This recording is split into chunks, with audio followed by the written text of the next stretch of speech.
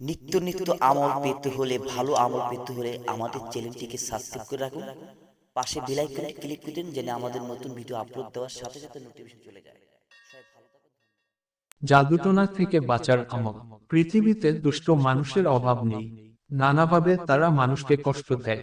কেউ সরাসরি ক্ষতি করে, আর কেউ পরোক্ষভাবে। পরোক্ষ ক্ষতির ক্ষেত্রে ষড়যন্ত্রমূলক নানা চেষ্টা তদবির করে থাকে।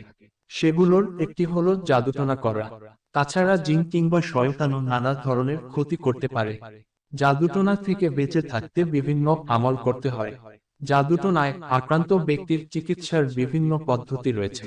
প্রথমত, জাদুকর কিভাবে জাদু করেছে সেটা আগে জানতে হবে।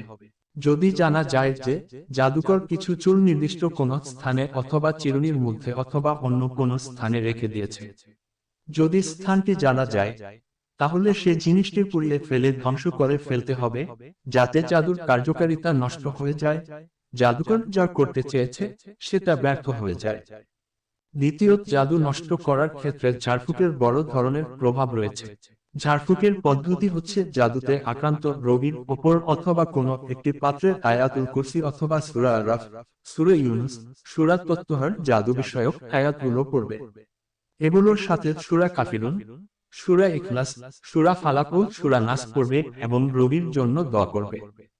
আনাস বিন মালিক বর্ণিত, রাসূলুল্লাহ এই দোয়া পড়ে অসুস্থ ব্যক্তিদের ঝাড়ফুঁক করতেন। দোয়াটি হলো উচ্চারণ: আল্লাহুম্মা রাব্বান নাসি বুজহিবাল বা সি ইশফিহি ওয়া আনতাশ শাফি লা শিফা ইল্লা শিফাউকা শিফায়ান লা ইউগাদিরু শাকমা। অর্থ: হে আল্লাহ, মানুষের প্রতিপালক, কষ্ট দূরকারী, আমাকে আরোগ্য দিন। আপনি আরোগ্যকারী, আপনি ছাড়া কোনো আরোগ্যকারী নেই। এমন আরোগ্য দিন যেন কোনো রোগ না থাকে। বুখারী হাদিস 5742। জিবরাইল আল্লাহর নবী কে যে দোয়া পড়ে ঝাড়ফুঁক করেছেন সেটাও পড়া যেতে পারে। সে দোয়াটি হচ্ছে আরবি উচ্চারণ: বিসমিল্লাহি আরকিক মিন কুল্লি শাইইন ইউজিক ওয়া মিন শাররি কুল্লি নাফসিন আও আইনিন হাসিদিন আল্লাহু ইয়াশফিক। বিসমিল্লাহি আরকিক অর্থ: আল্লাহর নামে আমি আপনাকে ঝাড়ফুঁক করছি সকল কষ্টদায়ক বিষয় থেকে, প্রত্যেক আত্মা ও ঈর্ষাপরায়ণ চক্ষুর অনিষ্ট থেকে। আল্লাহ আপনাকে আরোগ্য করুন। আল্লাহর নামে আমি আপনাকে ঝাড়ফুঁক করছি। মুসলিম হাদিস 2186, তিরমিজি হাদিস 972। এই দোয়াটি 3 বার পড়ে ফু দিবেন। এছাড়াও সূরা ইখলাস, সূরা ফালাক ও সূরা নাস 3 বার পড়ে ফু দিবেন। আমরা যে দোয়াগুলো উল্লেখ করলাম, এই দোয়াগুলো পড়ে পানিতে ফু দিতে হবে। এরপর জাদুতে আক্রান্ত ব্যক্তি সে পানি পান করবে, আর অবশিষ্ট পানি দিয়ে প্রয়োজন মতো একবার বা একাধিকবার গোসল করবে। তাহলে আল্লাহর ইচ্ছায় রোগী আরোগ্য লাভ করবে। আলেমগণে আমলগুলোর কথা উল্লেখ করেছেন। শাইখ আব্দুর রহমান বিন হাসান ফাতহুল মুজিদ শারহু কিতাবিত তাওহীদ গ্রন্থের নাশরা অধ্যায় এই বিষয়গুলো ও আরও কিছু বিষয় উল্লেখ করেছেন। জাদুটোনা থেকে বাঁচতে যে দোয়া পড়বেন। আব্দুল্লাহ ইবনে আব্বাস বলেন, নবী নিম্নোক্ত দোয়ার মাধ্যমে হাসান ও হুসাইন এর জন্য আল্লাহর কাছে আশ্রয় প্রার্থনা করতেন। তিনি বলতেন, এই দোয়ার মাধ্যমে তোমাদের পিতা ইব্রাহিম, ইসমাইল ও ইসহাকের জন্য আল্লাহর কাছে আশ্রয় প্রার্থনা করতেন।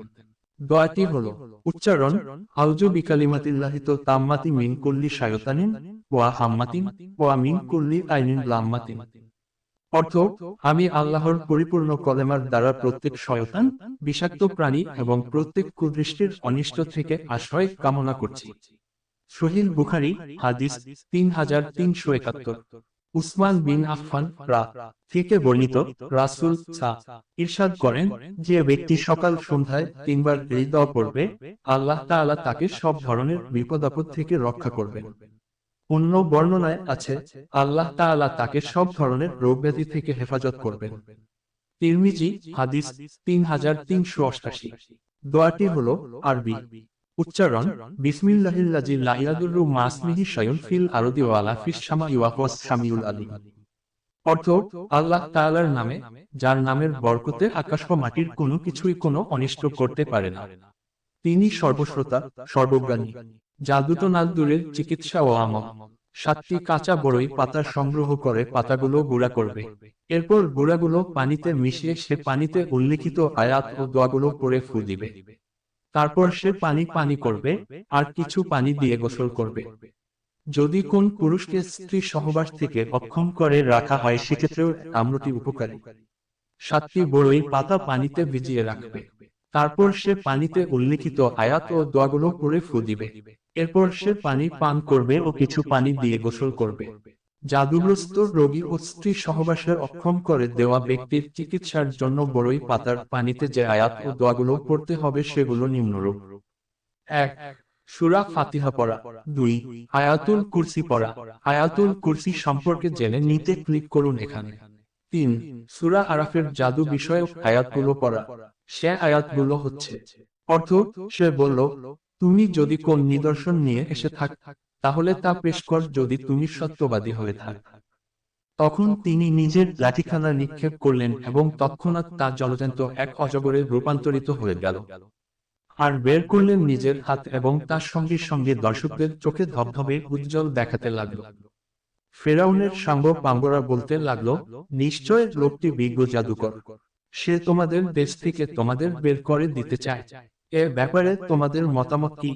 তারা বলল, আপনি তাকে ও তার ভাইকে অবকাশ দান করুন এবং শহরের বন্দরে সংগ্রাহক পাঠিয়ে দিন, যাতে তারা পরাকাষ্ঠা সম্পন্ন বিজ্ঞ জাদুকরদের এনে সমবেত করে। বস্তুত জাদুকররা এসে ফেরাউনের কাছে উপস্থিত হলো। তারা বলল, আমাদের জন্য কি কোন পারিশ্রমিক নির্ধারিত আছে যদি আমরা জয়লাভ করি? সে বলল, হ্যাঁ, এবং অবশ্যই তোমরা আমার নিকটবর্তী লোক হয়ে যাবে। তারা বলল, হে মূসা, হয় তুমি নিক্ষেপ কর অথবা আমরা নিক্ষেপ করছি। তিনি বললেন, তোমরাই নিক্ষেপ কর। যখন তারা বান নিক্ষেপ করল তখন লোকদের চোখগুলো জাদুগ্রস্ত হয়ে গেল, মানুষকে ভীত সন্ত্রস্ত করে তুলল এবং মহাজাদু প্রদর্শন করল। তারপর আমি অভিযোগে মূসাকে বললাম, এবার নিক্ষেপ কর তোমার লাঠিখানা। অতএব সঙ্গে সঙ্গে তা সেই সমুদয়কে গিলতে লাগলো যা তারা জাদুর বলে বানিয়েছে। এভাবে সত্য প্রকাশ হয়ে গেল এবং ভুল প্রতিপন্ন হয়ে গেল যা কিছু তারা করেছিল। সুতরাং তারা সেখানেই পরাজিত হয়ে গেল এবং অতীব লাঞ্ছিত হলো। এবং জাদুকররা সেজদায় পড়ে গেল, বলল, আমরা ঈমান আনছি মহাবিশ্বের প্রতিপালকের প্রতি, যিনি মূসা ও হারুনের প্রতিপালক। সূরা আরাফ, আয়াত 106-122। 4. সূরা ইউনূসের জাদু বিষয়ক আয়াতগুলো পড়া। সেগুলো হচ্ছে: অর্থ: আর ফেরাউন বলল, আমার কাছে নিয়ে এস সুদক্ষ জাদুকরদিগকে। তারপর যখন জাদুকররা এল, মূসা তাদেরকে বললেন, নিক্ষেপ কর, তোমরা যা কিছু নিক্ষেপ করে থাক। অতঃপর যখন তারা নিক্ষেপ করল, মূসা বললেন, যা কিছু তোমরা এনেছ তা সবই জাদু, এবার আল্লাহ এসব ভণ্ডুল করে দিচ্ছেন। নিঃসন্দেহে আল্লাহ দুষ্কর্মীদের কর্মকে সুষ্ঠুতা দান করেন না। আল্লাহ সত্যকে সত্যে পরিণত করেন স্বীয় নির্দেশে, যদিও পাপীদের তা মনোপুত নয়। সূরা ইউনূস, আয়াত ৭৯-৮২। 5. সূরা তত্ত্বহার আয়াতগুলো পড়া। সেগুলো হচ্ছে: অর্থ: তারা বলল, হে মূসা, হয় তুমি নিক্ষেপ করো, না হয় আমরা প্রথমে নিক্ষেপ করি। মূসা বললেন, বরং তোমরাই নিক্ষেপ করো। তাদের জাদুর প্রভাবে হঠাৎ তার মনে হলো যেন তাদের রশিগুলো ও লাঠিগুলো ছুটাছুটি করছে। অতঃপর মূসা মনে মনে কিছুটা ভীতি অনুভব করলেন। আমি বললাম, ভয় করো না, তুমি বিজয়ী হবে। তোমার ডান হাতে যা আছে তুমি তা নিক্ষেপ করো। এটা তারা করেছে যা কিছু সেগুলাকে গ্রাস করে ফেলবে।